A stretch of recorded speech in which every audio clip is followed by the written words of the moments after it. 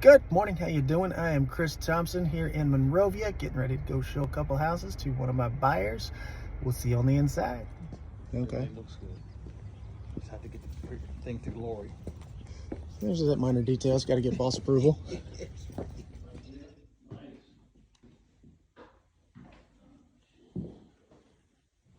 It's one hell of a laundry room. There's a sweet little shop over here in the garage, super clean. Check out this kitchen.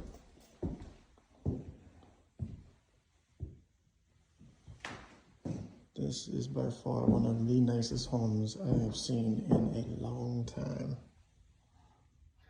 Just arrived at house number 2. Let's go see what they got. Must not have no backyard at all. No, it's all front yard.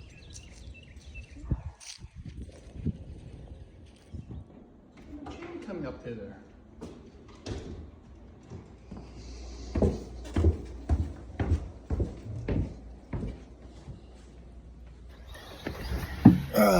So, house number 2, not quite as nice as house number 1. Not even close.